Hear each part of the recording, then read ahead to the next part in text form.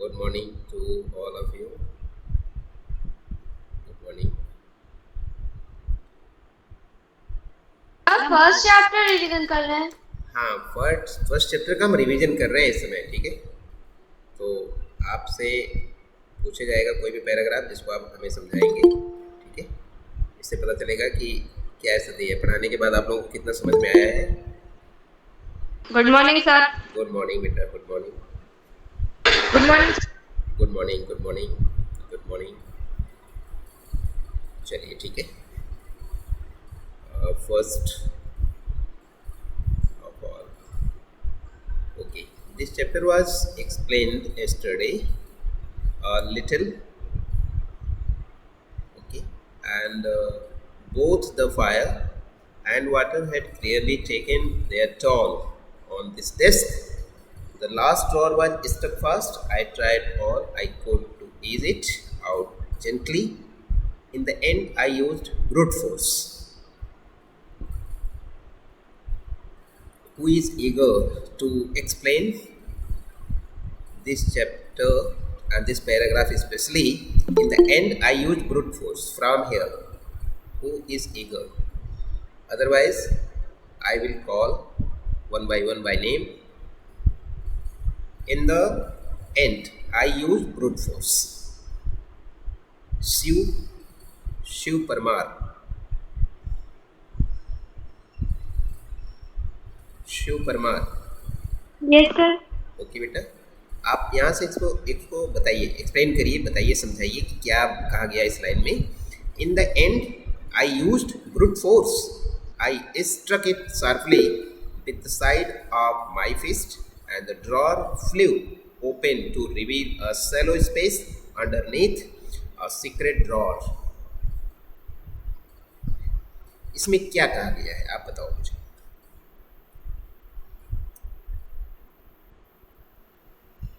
Sir शुरू से कहा है द लास्ट। शुरू से कहाँ से आप बताना चाहते हो, बताओ। हम वहाँ से आपको परमिट करते हैं, बताओ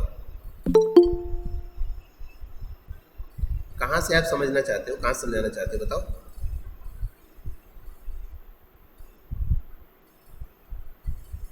शिव को आप परमार। सर हाँ, बोलो बेटा। सर आपकी वॉइस नहीं आ रही है। ओके, वॉइस नहीं आ रही है। सर एक कॉल आ रहा है, इसकी वजह से आपकी वॉइस नहीं आ रही है। क्या आ रहा है बेटा? ओके, फैन में बंद करता हूँ। सर अभी अभी मेरी वॉइस आ रही है? अभी यस सर। हाँ, अभी आ रही है क्योंकि मैंने फ़ैन ऑफ कर दिया, ठीक है। हाँ, फ़ैन से भी कई बार प्रॉब्लम होती है। चलिए, फ़ैन मैंने ऑफ कर दिया। अब आप बताइए कि आप कहाँ से बताना चाहते हो। चलिए, मैं आपके ऊपर छोड़ देता हूँ। आप कहाँ से एक्सप्लेन करना चाहते हो, बताओ।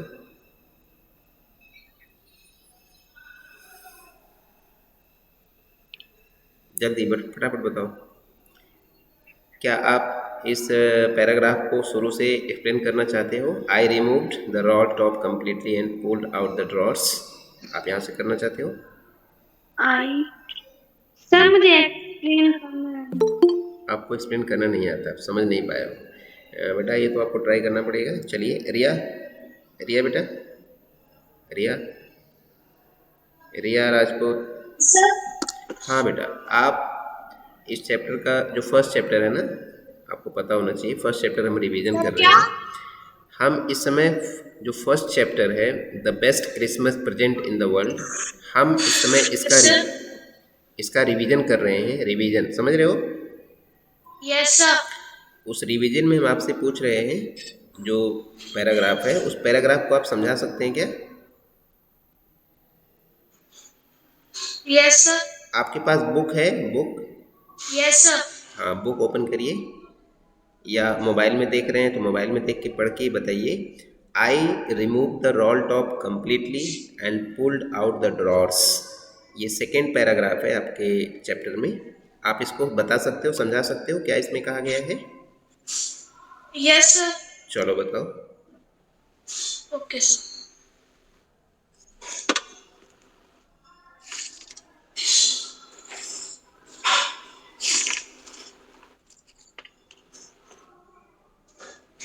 Spotted it in a junk shop in नहीं बेटा, यहाँ line. से नहीं है, नहीं नहीं, यहाँ से नहीं, second paragraph, second paragraph, I remove the roll top completely. Sir, I removed, sir. हाँ, Okay, sir. I removed the whole top completely and pulled out the drawers. The van had lifted almost everywhere. चलो पहले इतने का बताओ क्या मतलब निकल रहा है, पहले इतना ही बता दो।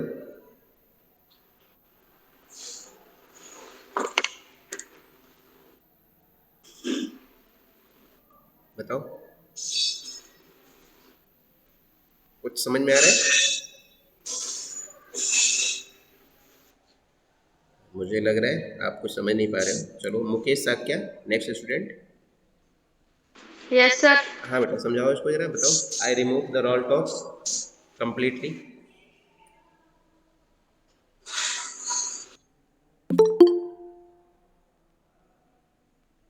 ओके, रोल टॉप का मतलब क्या है? रोल टॉप बेटा होता है एक ऐसा मेज, एक ऐसी डेस्क होती है जिसके ऊपर एक इस तरह का प्लेन बना रहता है जहाँ पर हम रख करके कुछ भी लिख सकते हैं, पढ़ सकते हैं और उसको आगे पीछे भी कर सकते हैं ना। रोल टॉप जैसे आप कभी कभी देखते हैं ना, कंप्यूटर सेट को जिस टेबल पर हम सेट करते हैं, ठीक है, तो नीचे एक ऐसा ड्रॉर टाइप का रहता है जिस जहाँ पर हम कीबोर्ड रखते हैं, ठीक है, और उसको हम आगे पीछे कर सकते हैं। इस तरह का वो डेस्क होता है, रोल टॉप डेस्क, ठीक है, जिसके ऊपर के हिस्से को हम रोल कर सकते हैं, आगे पीछे कर सकते हैं, एडजस्ट कर सकते हैं, ठीक है, ये होता है रोल टॉप। समझ में आ रहा है? Yes sir. हाँ, रोल टॉप को अगर आप देखना चाहते हो तो आप गूगल करोगे ना, गूगल पे रोल टॉप डेस्क लिखोगे तो आपको ढेर सारी इमेजेस आपको देखने को मिल जाएंगे और आप समझ पाएंगे कि रोल टॉप क्या होता है। मेरे घर पे है। हाँ, पेज 1 पर है, आप इसको बताइए पढ़ के। सर वो ये बोल रहे हैं कि उसने रोल टॉप टेबल को निकाल दिया पूरी तरीके से जी, और ड्रॉर को बाहर खींचा। ओके ओके, नेक्स्ट, इसके आगे बताओ बेटा। सर बैनर मतलब? वेनीर, वेनीर, वेनीर का मतलब होता है, आपके बुक में लिखा है, a thin layer of plastic और डेकोरेटिव वुडन। आप देखते हैं ना कि जब भी कोई फर्नीचर बनाया जाता है तो उसके ऊपर एक पतली सी चिकनी सी परत लगाई जाती है ना। यस सर, लकड़ी या प्लास्टिक की? हाँ, लकड़ी या प्लास्टिक की होती है जिसको हम माइका बोलते हैं, वैसे अपनी लैंग्वेज में हम लोग आजकल उसको माइका बोलते हैं। सर उस माइका को ही वेनीर कहा सर गया है। जी, सर वेनियर को पूरी टेबल पे से हटा दिया गया। ओके, आगे आगे बताओ। Veneer, sir the veneer had lifted almost everywhere, इसका क्या मतलब है? ओके, अभी आप समझ नहीं पा रहे हो। इसका मतलब है जो वेनीर थी, जो माइका थी, लगभग सब जगह से वो हटी हुई थी, उखड़ी हुई थी, ठीक है, क्योंकि ये रोल टॉप डेस्क जो इनको मिला है काफ़ी पुरानी कंडीशन में है, काफ़ी ख़राब कंडीशन में है, पुराना है, इसलिए उसकी जो माइका वगैरह थी सब हटी हुई थी, ठीक है, उखड़ी हुई थी। ओके ओके, इसके आगे बता सकते हो क्या? It looked like water damage to me. ऐसा लगता है कि वो वाटर की वजह से डैमेज हो गई है। हाँ, ये उनको ये लग रहा है, हाँ, उनको ये लग रहा है कि ये जो रोल टॉप डेस्क है, पानी ने इसको बिल्कुल बर्बाद कर दिया है और ऐसे में मैं बर्बाद हो जाऊंगा, है ना, ठीक है, क्योंकि खरीद करके लाए हैं, अगर पानी से ये मेज खराब हो गई होगी तो ये खराब होना इनके लिए काफ़ी नुकसानदेह है, ऐसा लेखक समझ रहा है। Both fire and water had clearly taken their toll on this desk, क्या मतलब इसका है? Okay, next student, Anushka Awasthi. हाँ बेटा, अनुष्का आप इसको समझाइए जरा। Both fire and water had clearly taken their toll on this desk, क्या सेंस है इसका?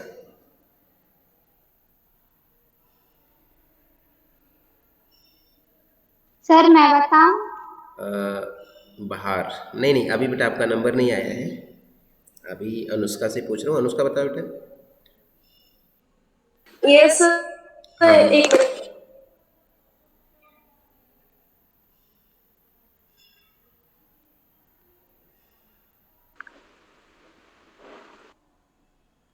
अनुष्का कहाँ चली गई हो बेटा?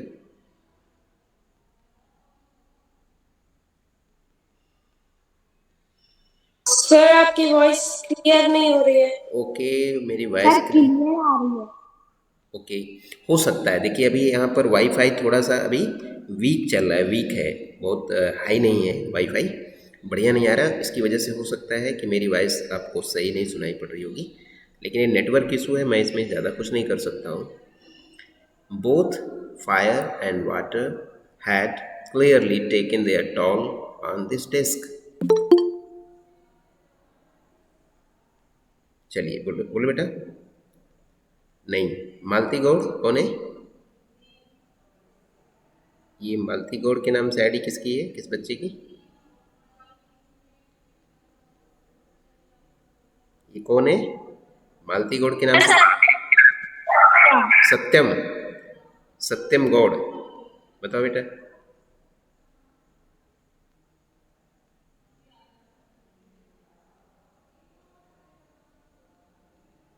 नहीं समझ में आ रहा है। कलश कुछ समझा सकते हो क्या? हाँ, आप कुछ बता सकते हो बेटा? Both fire and water had clearly taken their toll on this desk.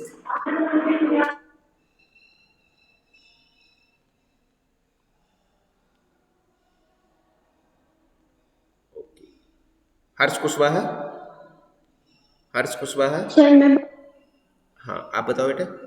Sir मैं बताऊं? मैं अभी पूछूंगा। धैर्य मिश्रा, आप लोग बिल्कुल भी इस लेसन को आप लोगों ने रिवाइज नहीं किया। कल हमने बोला था ना इसको रिवाइज करके आना है, इसका रिवीजन करेंगे, एक बार फिर से इसको देखेंगे, कुछ पैराग्राफ्स देख लेंगे, जिससे समझ में आएगा कि आप लोग क्या पढ़ाई कर रहे हो। बाहर बताओ बेटा, अब आपका नंबर आ गया, चलो बताओ। सर कहाँ से बताना है? हाँ, ऊपर की जो लाइन है ना, both fire and water had clearly taken their toll on this desk. Okay sir.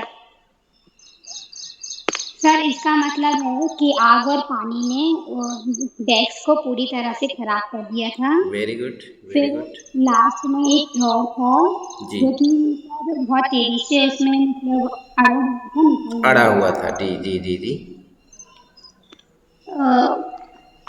तो सर मतलब उसने कोशिश करी कि निकले, जी तो सर उसने अपनी मस्ती से उसको निकालने की कोशिश करी, साइड में मारा जी। तो एकदम से वो निकल गया। नहीं बेटा, उसने कोशिश किया इसको आसानी से कि वो ड्रॉर आसानी से बाहर आ जाए, लेकिन ऐसा हुआ नहीं, लेकिन वो निकली नहीं ड्रॉर। इन द एंड और लास्ट में आई यूज ब्रूट फोर्स, इसके बाद मैंने जोर से अपनी ताकत का प्रयोग किया। ठीक है, जो सर हाँ जो हाँ, तो सर वो निकल गया। फिर उसके बाद सर अपने उसने उसने देख उसने उसने अपने हाथ की हथेली का जो पीछे वाला हिस्सा होता है, इससे जोर से उसको ठोका, और ठोकने से वो जो ड्रॉर है वो बाहर निकल गई। अक्सर ऐसा होता है, कोई ड्रॉर वगैरह हमारे घर में होता है ना, मेज हो, दरवाज़ा हो, कुछ होता है, तो वो कई बार फंस जाता है, बरसात के सीज़न में फंस जाता है, तो हम क्या करते हैं, उसको थोड़ा सा धक्का वगैरह मारते हैं, तो वो फिर खुल जाता है आसानी से, है ना। ये ऐसा ही हुआ, ठीक है। I struck it sharply with the side of my fist and drawer fell open to reveal a shallow space underneath. इसका क्या मतलब है, इस पूरे लाइन का कोई मतलब बताएगा? I struck it sharply with the side of my fist and the drawer flew open to reveal a shallow space underneath. जी sir the last drawer was stuck fast. Sir जो आखिरी वाली ड्रॉर थी वो एकदम से बाहर आ गई तेजी से। जी जी। The I struck it sharply with the side of my fist and drawer flew open to reveal a shallow space underneath. इसका क्या मतलब है?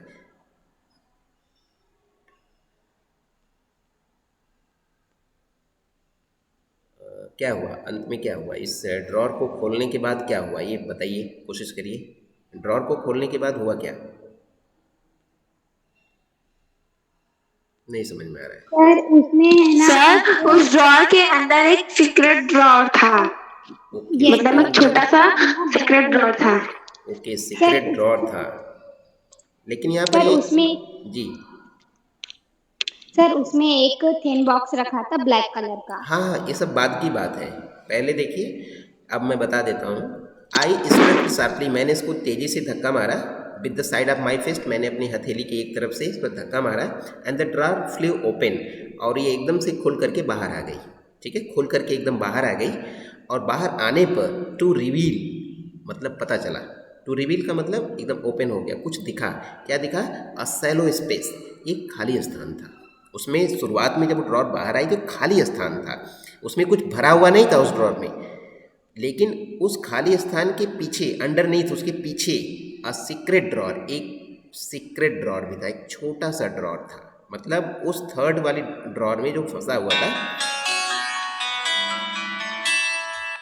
उसको हमने जब ओपन किया तो पहले तो खाली स्थान दिखाई दे। खाली स्थान के पीछे एक सीक्रेट ड्रॉर था, छुपा हुआ था, वो दिखाई नहीं दे रहा था।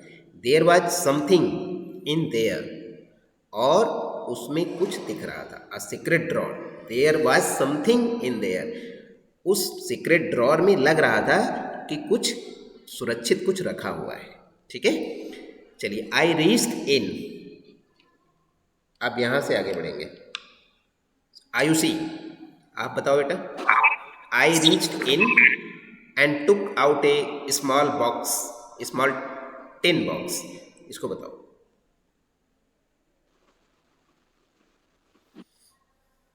सर मैं बताऊं?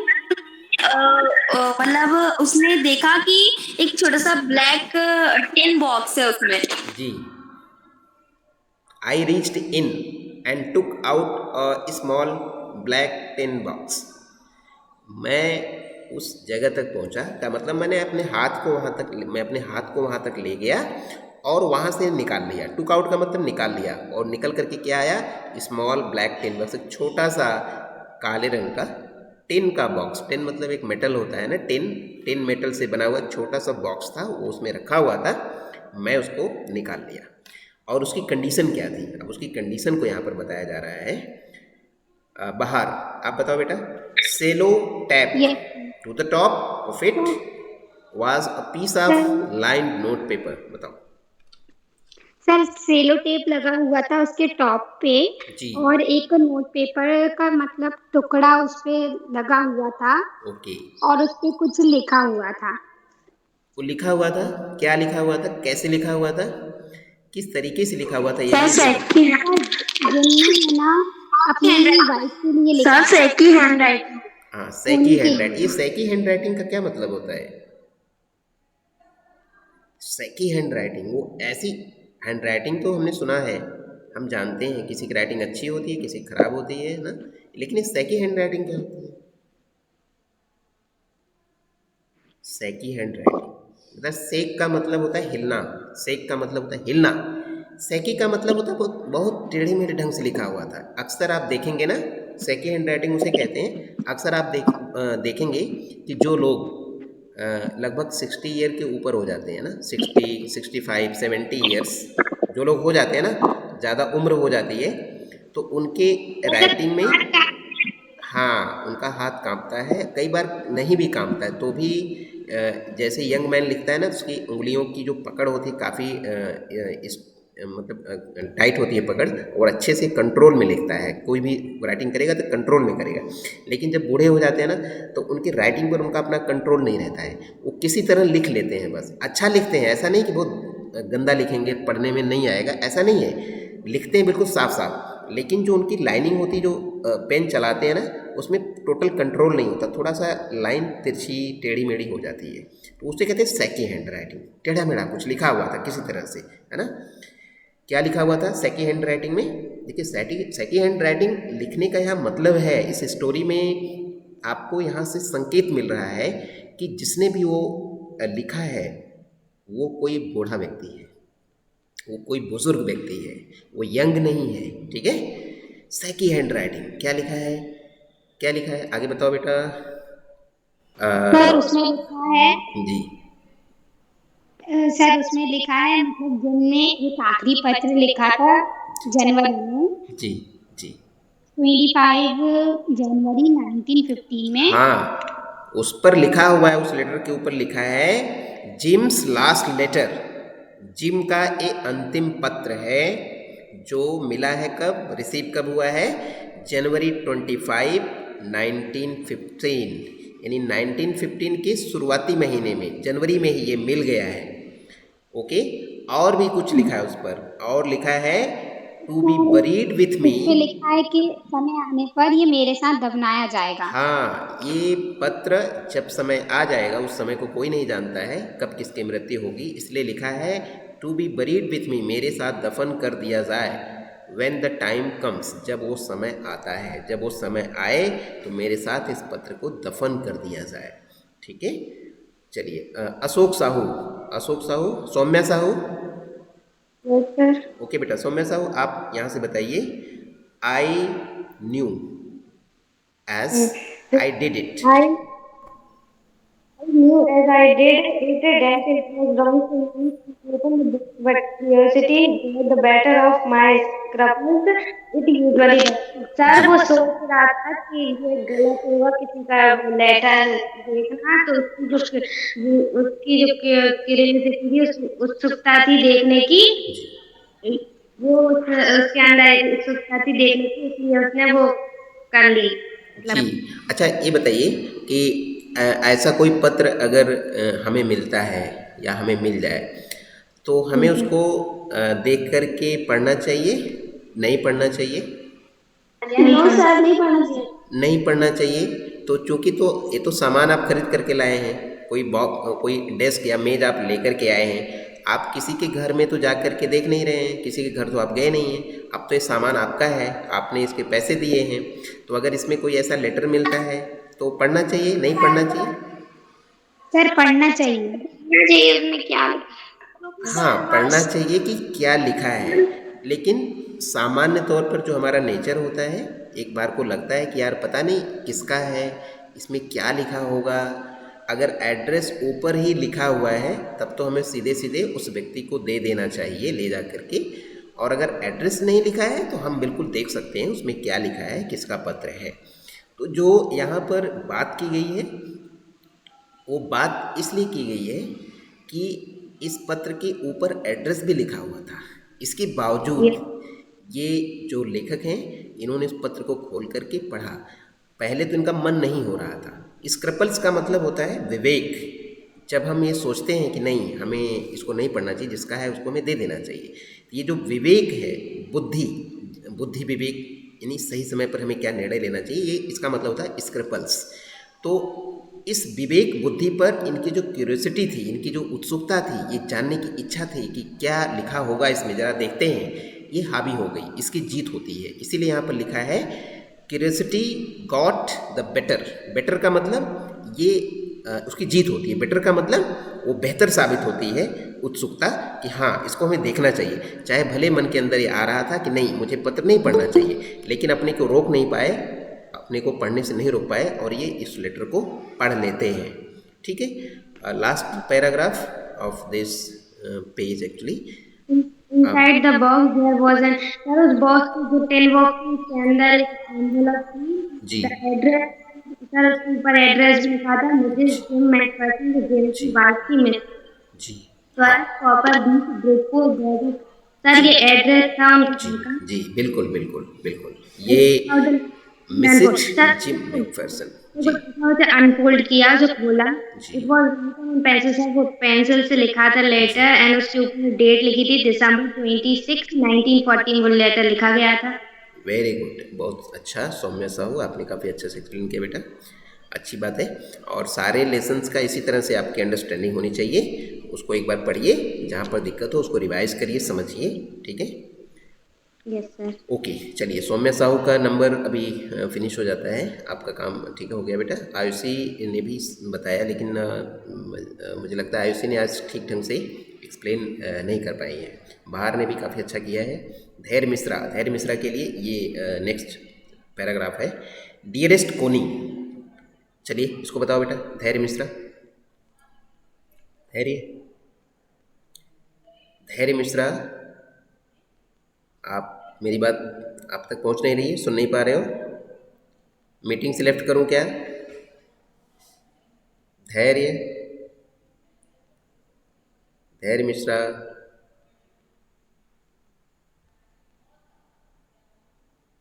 रिमूव करता हूँ आपको, आप सुन ही नहीं रहे हो।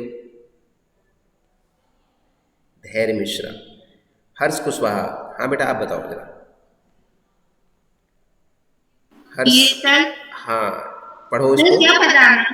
सेकेंड पार्ट, इस लेसन का second part. Dearest Connie, I write to you in a much happier frame of mind because something wonderful has just happened that I must tell you. आप इसको बताओ क्या लिखा है, इसका क्या मतलब है। सर आपकी प्रेजेंटिंग नहीं थी बुलाई। ओके, मेरी प्रेजेंटिंग नहीं दिख रही है, ऐसा कैसे हो गया। लगता है नेटवर्क आपके यहाँ भी बहुत कमज़ोर है बेटा, इसलिए नहीं दिख रही है। आपका बुक है क्या, बुक आपके पास है। ये सर हाँ बुक में पढ़िए ना, कोई दिक्कत नहीं, आप बुक से पढ़िए। फर्स्ट पार्ट, फर्स्ट लेसन का सेकंड पार्ट करो बेटा, पढ़ के बताओ।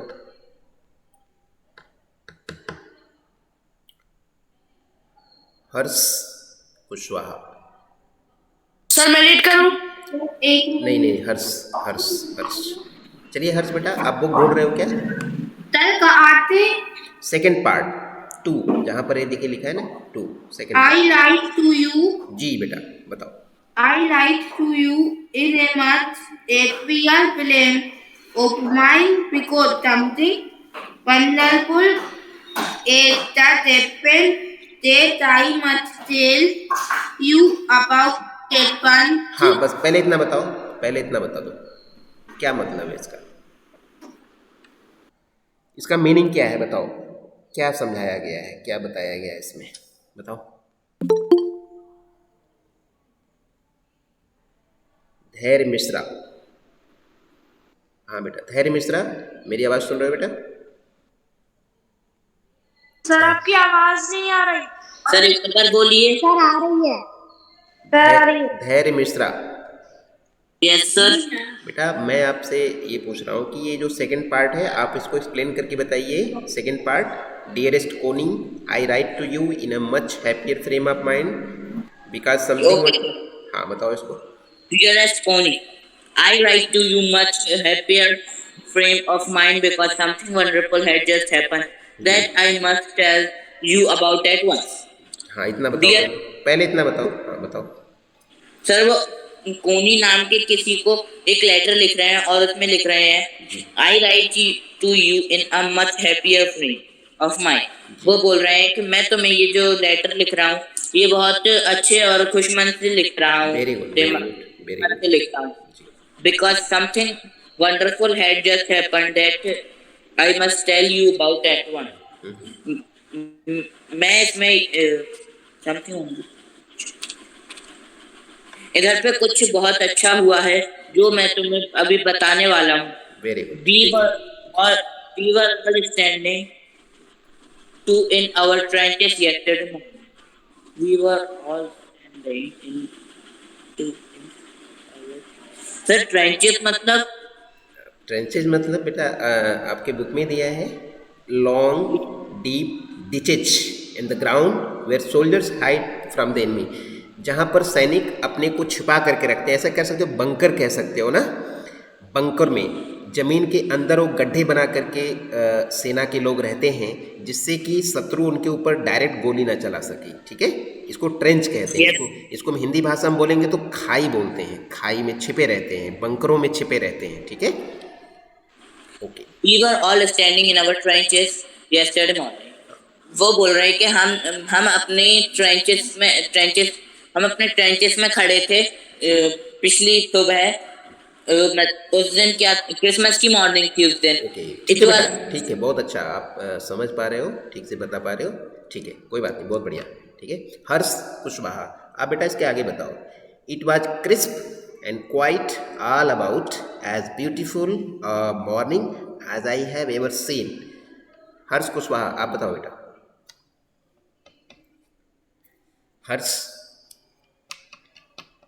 हर्ष ये सर। हाँ बेटा आगे बताओ ना। ये सर। हाँ, it was crisp and quite all about as beautiful morning as I ever scene.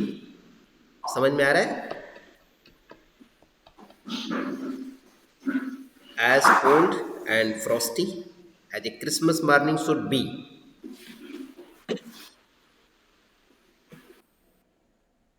नहीं समझ में आ रहा है। चलिए मैं इसको बता देता हूँ, हो सकता है और भी बच्चों को दिक्कत होगी इसमें समझने में, थोड़ा सा सर इसमें। जी जी ईशान। सर हमारी अटेंडेंस। हाँ, अटेंडेंस का आप स्क्रीनशॉट ले लीजिए, आप में से कोई भी इसका स्क्रीनशॉट ले सकता है, लेकर के मुझे भेज दीजिए मेरे पर्सनल नंबर पे, मैं उसको शेयर कर दूंगा ग्रुप पे, ठीक है। Okay sir. हाँ ठीक है, ठीक है ईशांत। नेक्स्ट स्टूडेंट बेटा, ईशांत आप बता सकते हो बेटा, सर क्या? ये जो आगे के सेंटेंसेस हैं इसका मीनिंग बताओ। सर नेक्स्ट के लिए आ गई।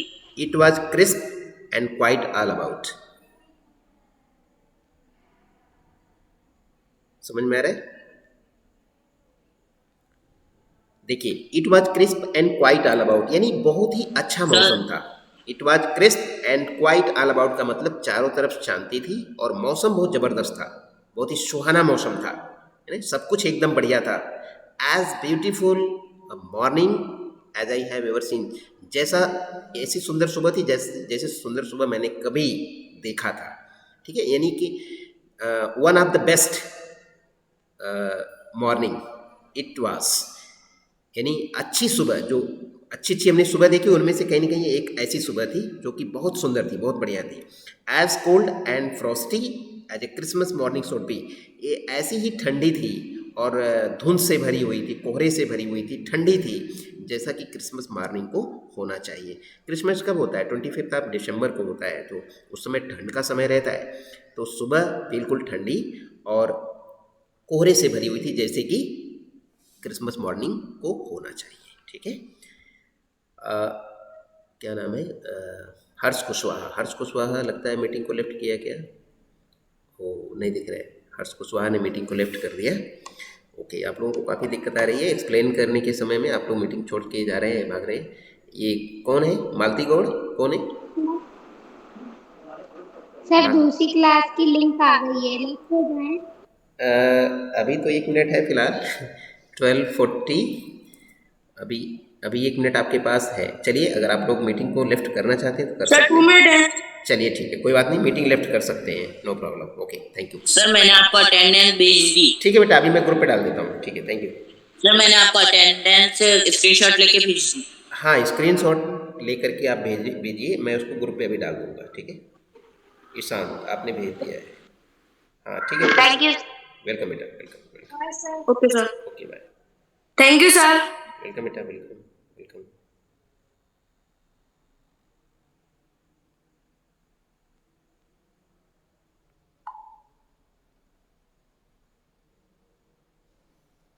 ओके बेटा, ठीक है।